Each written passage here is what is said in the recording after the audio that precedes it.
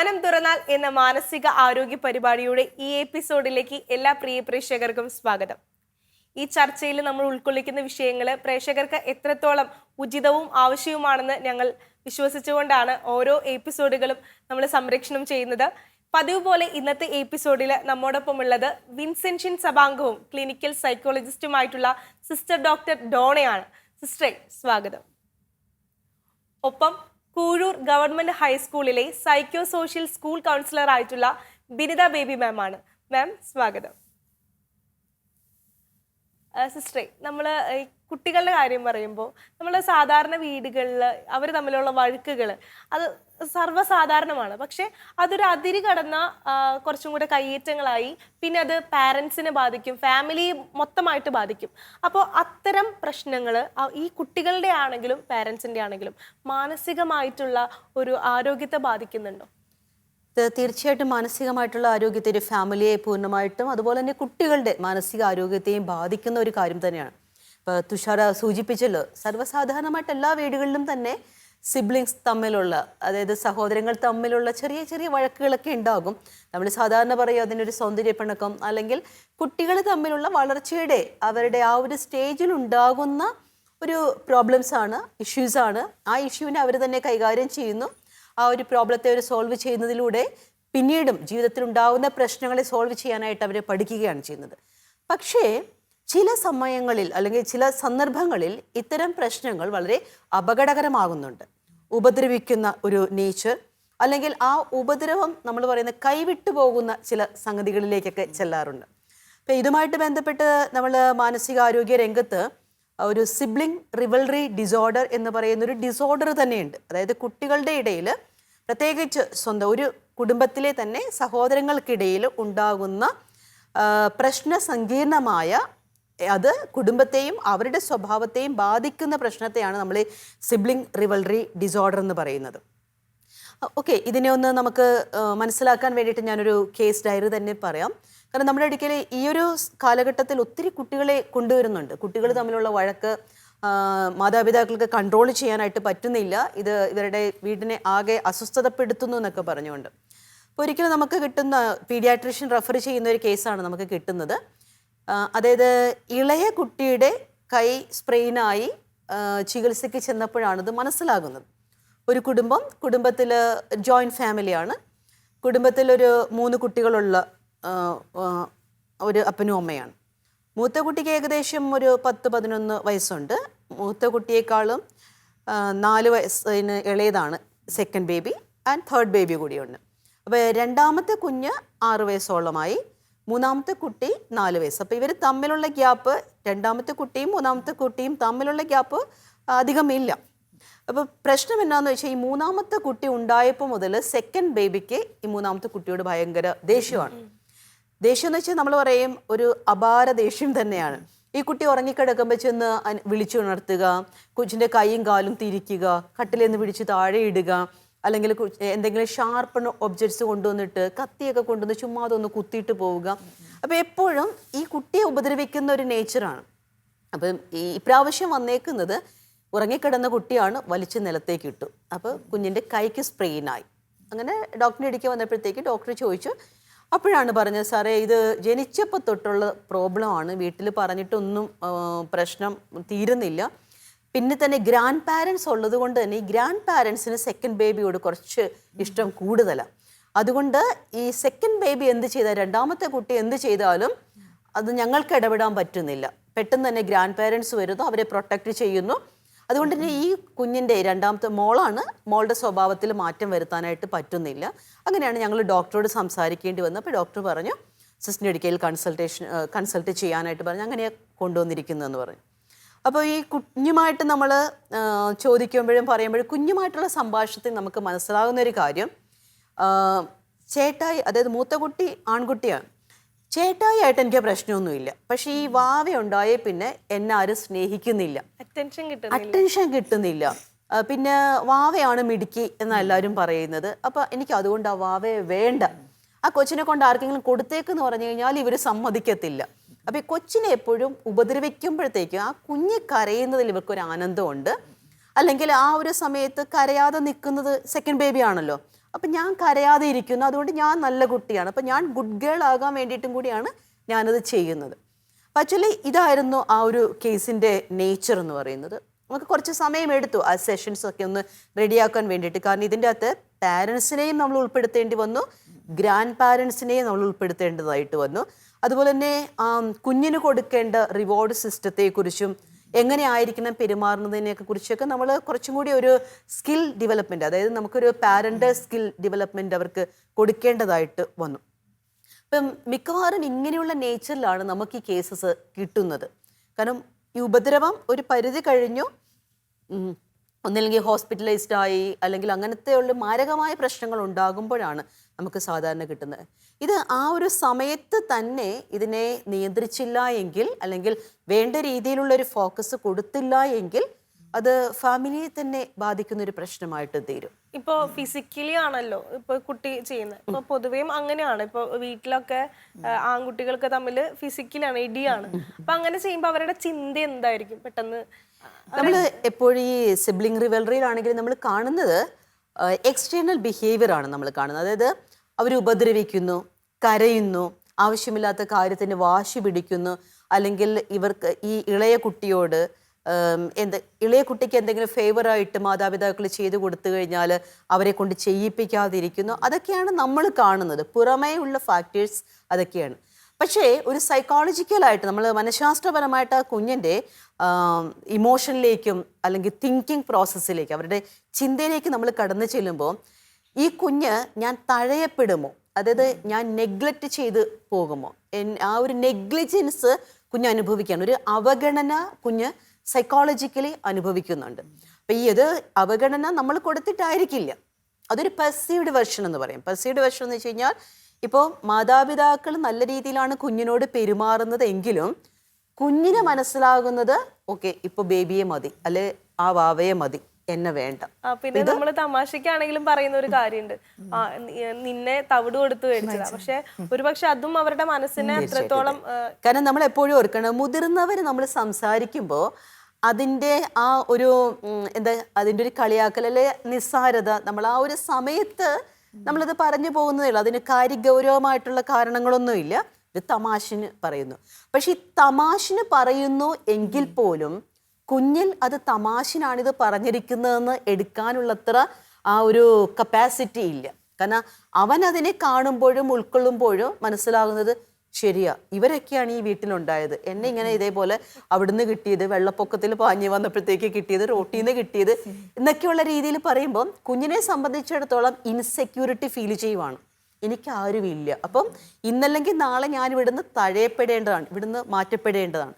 ആയിരിക്കുന്ന സാഹചര്യത്തിലായിരിക്കും അടുത്ത കുഞ്ഞ് വരുന്നത്. അപ്പോൾ ഒരു ഇൻസെക്യൂരിറ്റി ഫീലിംഗ്, അവഗണനയുടെ ഒരു ഫീലിംഗ്, ഒരു കോമ്പറ്റീഷൻ, അതായത് ഒരു മത്സരബുദ്ധി, എനിക്ക് നല്ല കുട്ടിയാവണം, മറ്റുള്ളവരുടെ മുൻപിൽ എനിക്കൊരാളാവണം, പിന്നെ ഒരു അറ്റൻഷൻ സീക്കിംഗ് ഉണ്ട് ഇതിൻ്റെ അകത്ത്. അതായത് മറ്റുള്ളവരുടെ എല്ലാവരുടെയും ശ്രദ്ധയും സ്നേഹവും എനിക്ക് മാത്രമേ കിട്ടാവൂ, അങ്ങനെ ഒരു സൈക്കോളജിക്കൽ നീഡ് അതിൻ്റെ അകത്ത് പ്രവർത്തിക്കുന്നുണ്ടാവും.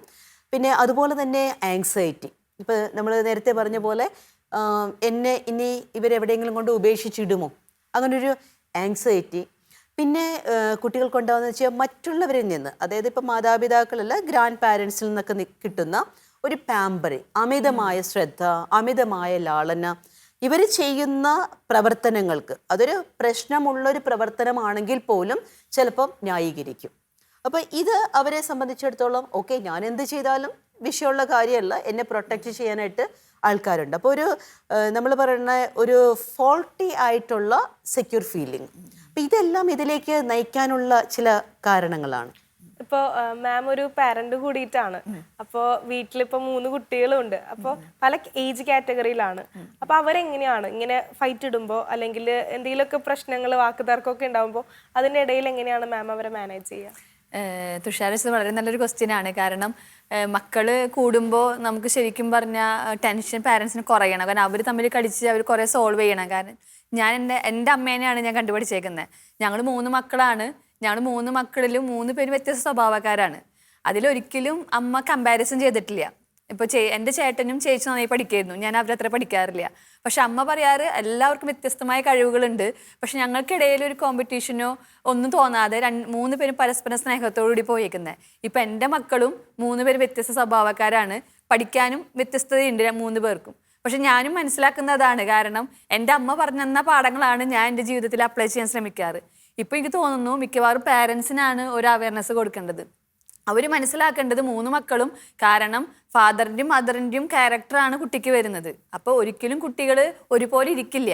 അതിനെ അവർ ഹൈലൈറ്റ് ചെയ്യുന്നത് മിക്കവാറും അവരുടെ പരിമിതികളെ കാണിച്ചിട്ടും അവരെ കൊണ്ട് കഴിവില്ലായ്മയാണ് പാരൻസ് പറയുന്നത്. പക്ഷെ അവർ മനസ്സിലാക്കണം എൻ്റെ കുട്ടിക്ക് എന്താണ് കഴിവ്, ഒരാളിൽ നിന്ന് വ്യത്യസ്തമായ കഴിവ് മറ്റാൾക്കുണ്ടല്ലോ എന്ന് അവർ മനസ്സിലാക്കിയിട്ട് കുട്ടികളെ മനസ്സിലാക്കിച്ച് കൊടുക്കാൻ ശ്രമിക്കണം. മിക്കവാറും എൻ്റെ സ്കൂളിൽ ഇങ്ങനെ വരാറുണ്ട്, ഈ ചെറുപ്പത്തിലേ നടക്കുന്ന ചെറിയ ചെറിയ കാര്യങ്ങൾ, ഇപ്പൊ തുഷാര പറഞ്ഞ പോലെ തവിട് കൊടുത്തു വാങ്ങുക, ഈ ചെറിയ ചെറിയ വാക്കുകൾ അവർ ഉള്ളിൽ കിടക്കുന്നുണ്ട്. അത് ഉള്ളിൽ കിടന്ന ഒരു അഡോളസെൻറ്റേജ് ആകുമ്പോഴാവും അത് പുറത്തേക്ക് എടുക്കുന്നത്. അപ്പോൾ ഇവർ പറയുന്നത്, എൻ്റെ അടുത്തൊന്ന് പറഞ്ഞ ടീച്ചറെ എനിക്ക് സ്കൂളിലേക്ക് ഇപ്പോൾ വീട്ടിലേക്ക് പോകണ്ട, സ്കൂളിൽ ശനിയാഴ്ച കൂടി വെക്കി, ഞാൻ സ്കൂളിൽ വന്നോണ്ട്. കാരണം വീട്ടിൽ പാരൻസ് കമ്പാരിസൺ നടത്തുന്നു. ഇപ്പൊ ചെറിയൊരു ഇഷ്യൂ ആണ്, എനിക്ക് ആ കുട്ടിക്ക് വളരെയധികം വിഷമം തോന്നിയത്, അനിയത്തി കളറുണ്ട് എനിക്ക് കളറില്ല എന്ന് പറഞ്ഞ് എന്നെ തഴയുന്നു. പക്ഷെ അത് ആൾക്ക് നല്ല കളറുണ്ട്, കുട്ടി അനിയത്തിക്ക് കുറച്ചുകൂടി കളർ കൂടുതലാണെന്നുള്ളൂ. പക്ഷെ അത് പറഞ്ഞ് കുട്ടിയുടെ മനസ്സിൽ വളരെയധികം വേദന ജനിപ്പിക്കുമ്പോൾ കുട്ടി പെരുമാറുന്ന രീതി അനിയത്തിനെ, അപ്പോൾ അമ്മ കണ്ടപ്പോൾ എന്നോട് പറയുന്നത് വളരെയധികം ഉപദ്രവിക്കുന്നുണ്ട് ടീച്ചറെ, അടിക്കുന്നുണ്ട്, ഒരു കാര്യം അനുസരിക്കുന്നില്ല, എപ്പോഴും അനിയത്തിനെ എപ്പോഴും. പിന്നെ അനിയത്തി പഠിക്കുമ്പോൾ അവളാണ് പഠിക്കുന്നത്, ഞാൻ പഠിക്കുന്നില്ല എന്ന് പറഞ്ഞു. ഞാൻ പഠിക്കുന്നില്ല ടീച്ചറെ, ടീച്ചർക്ക് അറിഞ്ഞൂടെ, പക്ഷെ ആ മോള് പഠിക്കുന്ന കുട്ടിയാണ്. പക്ഷെ അവർക്കത് കമ്പാരിസൺ ചെയ്ത് വളരെയധികം ഉള്ളിൽ കുട്ടിയുടെ വിഷമം ഉണ്ടാക്കിക്കൊണ്ട് തിരിച്ച് വീട്ടിലേക്ക് പോകാനുള്ള സാധ്യത കുറയ്ക്കുകയാണ്. അപ്പം നമ്മളിപ്പോൾ വീട്ടിലേക്ക് പോകണം അങ്ങനെയല്ലേ എന്നൊക്കെ പറഞ്ഞ് ഇപ്പം നല്ല മാർക്കോട് കൂടി കുട്ടി പാസ് ഔട്ടായി. പക്ഷെ പലപ്പോഴും വീട്ടുകാരെ നമ്മൾ കൺവിൻസ് ചെയ്യിക്കാനാണ് പാടുക. അവർക്കൊരു ചെറിയൊരു ഇൻസിഡൻറ്റ് ഉണ്ടായാൽ മതി, അവരപ്പോഴും കമ്പാരിസണിലേക്ക് പോവാണ്.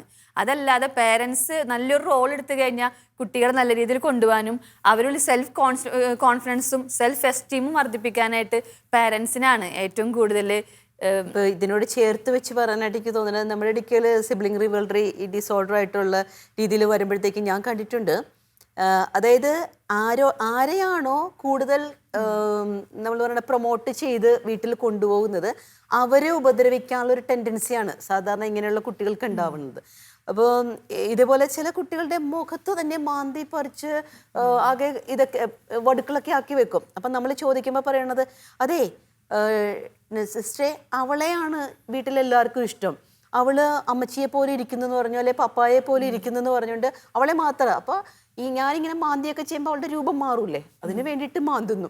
ഇതുപോലെ തന്നെ ഈ പഠനത്തിൻ്റെ കാര്യത്തിൽ ഇവർക്ക് തമ്മിലുള്ള കമ്പാരിസൺ വന്ന് ഈ ഒരു ദേഷ്യം വരുമ്പോഴത്തേക്ക് പുസ്തകം കൊണ്ട് മാറ്റി വെച്ച് കളയുക, അല്ലെങ്കിൽ അതിൻ്റെ താളുകൾ കീറി വെക്കുക, എക്സാമിൻ്റെ തലേ ദിവസം ബുക്കുകളെല്ലാം കൊണ്ട് എടുത്ത് എവിടെയെങ്കിലും കൊണ്ട് ഇടും. ഈവൺ അതായത് സ്വന്തം സഹോദരിയുടെ ബുക്കുകളെല്ലാം കൂടി എടുത്ത് കൂട്ടുകാരന് കൊണ്ട് കൊടുത്തേച്ചു പറഞ്ഞു, ഇത് നീ ആക്രി കച്ചവടക്കാരന് കൊടുത്തേക്കാൻ പറഞ്ഞു. അപ്പം ഈ ഉള്ളിലുള്ള ഗ്രഡ്ജസ് ഉണ്ട്, ഒരു വൈരാഗ്യ ബുദ്ധി ഈ കുട്ടികൾക്കുണ്ട്. അപ്പം ഇവിടെ തീർച്ചയായിട്ടും മാതാപിതാക്കൾ അത് വേണ്ട രീതിയിൽ ഒന്ന് ഫോക്കസ് ചെയ്ത് അതിനെ നമ്മൾ ആ കുട്ടിയെ കുറ്റപ്പെടുത്താനല്ല. പലപ്പോഴും പറ്റുന്നത് ഇങ്ങനെയാണ്, ഇളയ കുട്ടിയെ മൂത്ത കുട്ടി ഉപദ്രവിക്കുന്നു, അല്ലെങ്കിൽ മൂത്ത കുട്ടി ഇളയ കുട്ടി മൂത്തയാളെ ഉപദ്രവിക്കുന്നു. ഇങ്ങനെ വരുമ്പോൾ ആരാണോ ഉപദ്രവിക്കുന്നത് അല്ലെങ്കിൽ ആരാണോ അവിടെ ഒരു പ്രശ്നക്കാരൻ അവരെ ഫോക്കസ് ചെയ്തിട്ട് നീ പ്രോബ്ലമാറ്റിക് ആണ്, നീ ബാഡ് ബോയ് ആണ്, അല്ലെങ്കിൽ നീ ബാഡ് ഗേൾ ആണ്. സോ ആ ഒരു ലേബലിംഗ് തന്നെ കുട്ടികൾക്ക് ഒരിക്കൽ കൂടി ആ ഒരു പ്രശ്നത്തിലേക്ക് വരാനുള്ളൊരു പ്രോത്സാഹനമാണ്. ഇപ്പോൾ ഒരു കുട്ടിയോട് പറയാണ് നീ ബാഡ് ഗേൾ ആണ്, സോ അവൾ അംഗീകരിച്ചു കഴിഞ്ഞു ഞാൻ ബാഡ് ഗേൾ ആണ്, അപ്പോൾ ബാഡ് ഗേള് ബാഡായിട്ടുള്ള കാര്യങ്ങൾ അങ്ങ് ചെയ്താൽ മതി.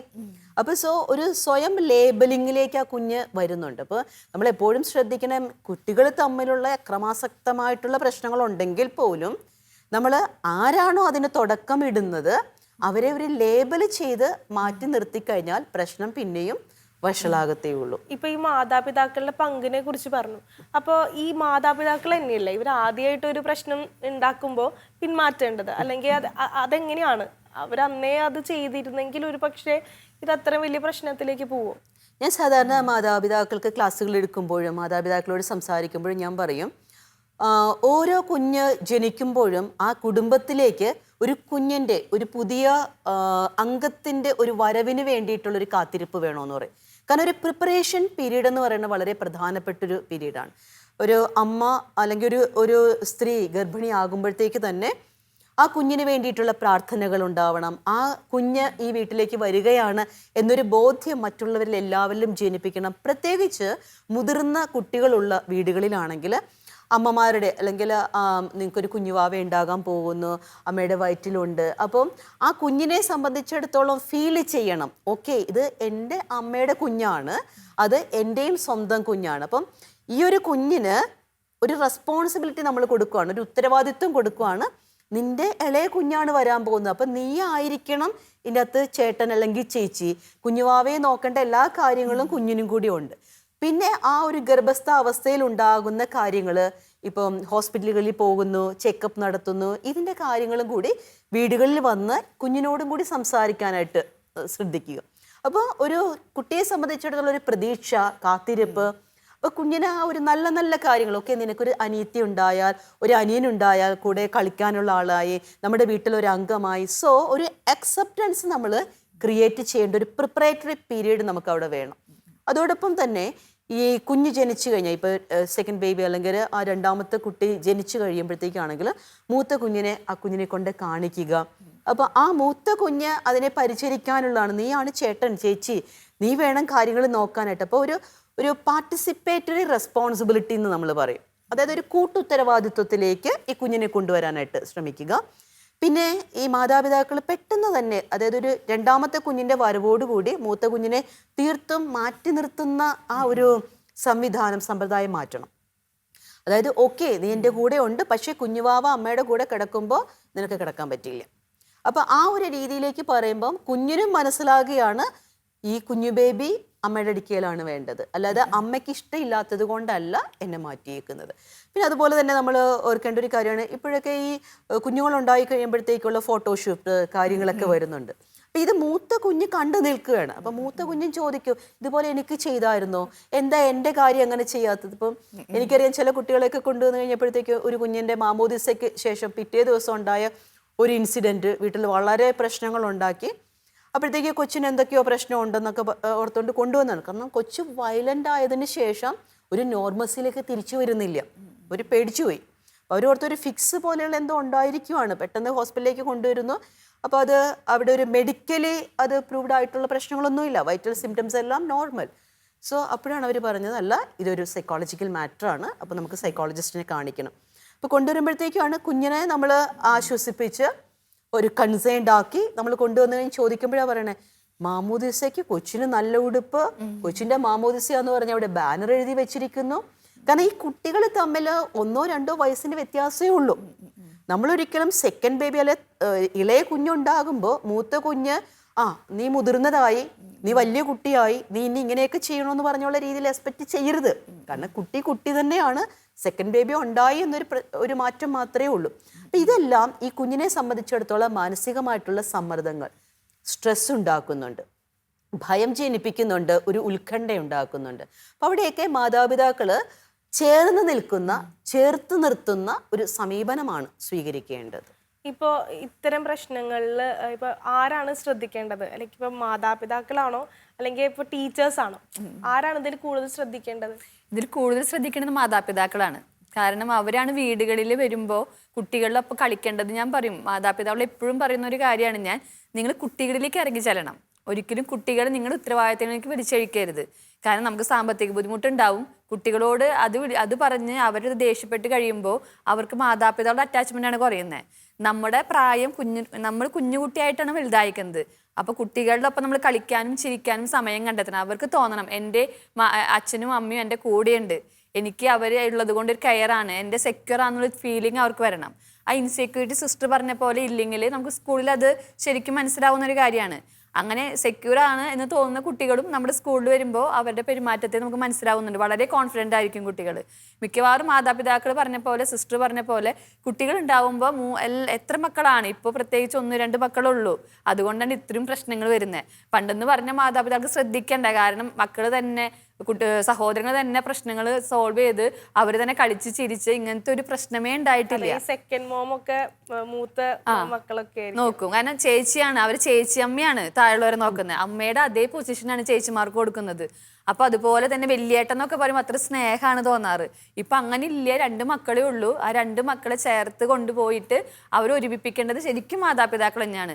നമ്മൾ കുട്ടികളെ നമുക്ക് കിട്ടുന്ന സമയം, സ്കൂളിൽ വരുന്ന സമയം നമ്മൾ അവർ അമ്മയായിട്ടും ചേച്ചിയൊക്കെ ആയിട്ട് നമ്മൾ നിൽക്കുന്നുണ്ട് കൂടെ. അത് കഴിഞ്ഞ് തിരിച്ചു പോകുന്ന ഒരു വീട്ടിലേക്ക് തന്നെയല്ലേ. അവിടെ എത്തുമ്പോഴായിരിക്കും നമ്മൾ പറഞ്ഞത് മുഴുവൻ വീണ്ടും തലക്കീഴായിട്ടും പറയുക, അങ്ങനെ പറഞ്ഞു ടീച്ചറെ, അപ്പച്ചൻ അങ്ങനെ പറഞ്ഞു, വീണ്ടും പ്രശ്നമായിട്ട് വരും. ചിരിച്ചുകൊണ്ട് പോകുന്ന ആള് രാവിലെ കരഞ്ഞുകൊണ്ട് വരും. അപ്പൊ അതൊക്കെ മാതാപിതാക്കളാണ് ഇമ്പോർട്ടന്റ് ആണെന്നാണ് എനിക്ക് തോന്നുന്നത്. തീർച്ചയായിട്ടും നമ്മൾ അതുപോലെ തന്നെ ഇത് ശ്രദ്ധിക്കാതെയും പോകരുത്. ഇപ്പൊ ചിലർ പറയും വീടല്ലേ അതൊക്കെ വഴക്കൊക്കെ ഉണ്ടാകും, എന്നിട്ട് ഈ ആരാണോ പ്രശ്നം ഉണ്ടാക്കണം ആ കുഞ്ഞിനെ കൊണ്ട് ഏതെങ്കിലും ഒരു റൂമിലിട്ട് പൂട്ടി.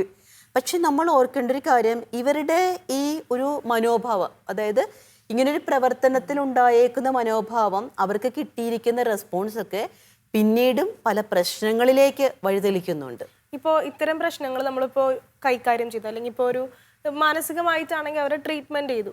അപ്പൊ അത് അങ്ങനെ ചെയ്തില്ല എന്നുണ്ടെങ്കിൽ ഇത് ഒരു പക്ഷേ ഈ കുട്ടിത്തം ഉള്ള സമയത്ത് ഉണ്ടായ പ്രോബ്ലംസ് വലിയ ക്രൂഷ്യൽ പ്രശ്നങ്ങളിലേക്ക് മാറാൻ ചാൻസ് ഉണ്ട്. ഇപ്പം നമ്മൾ പറയും ഈ സ്വഭാവ ദൂഷ്യങ്ങളിലേക്ക് പോകുവാനായിട്ട്. അപ്പം നമ്മൾ ഇതിനു മുൻപുള്ള എപ്പിസോഡുകളിൽ നമ്മൾ സംസാരിച്ചു ചില സ്വഭാവ ദൂഷ്യങ്ങൾ, കണ്ടക്ട് ഡിസോർഡർ പോലെയുള്ള കാര്യങ്ങൾ. അപ്പോൾ ഇതുപോലെ പെരുമാറ്റത്തിലും വൈകാരികപരമായിട്ടൊക്കെ പ്രശ്നങ്ങൾ ഉണ്ടാകാനായിട്ട് ചാൻസസ് ഉണ്ട്. പിന്നെ ഇതൊരു ആങ്സൈറ്റി ഡിസോർഡറിലേക്ക് കൊണ്ടുപോകാനുള്ള ഒരു ചാൻസസ് ഉണ്ട്.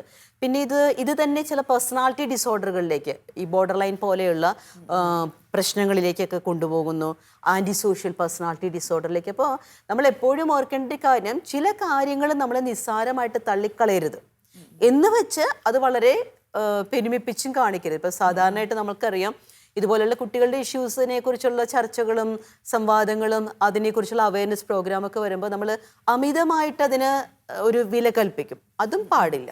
ഇപ്പം കുട്ടികൾ തമ്മിലുണ്ടാകുന്ന പ്രശ്നങ്ങൾ അവർ തന്നെ തീർക്കുന്നുണ്ട്, അതൊരു കോൺസ്റ്റൻ്റ് ആയിട്ട് പ്രശ്നം ഉണ്ടാക്കുന്നില്ല, അത് വലിയ അപകട മേഖലയിലേക്ക് പോകുന്നില്ല എന്നുണ്ടെങ്കിൽ ഓക്കെ, ദാറ്റ് ഈസ് പോസിബിൾ. അതുപോലെ തന്നെ അത് ഉണ്ടാവേണ്ടതുമാണ്.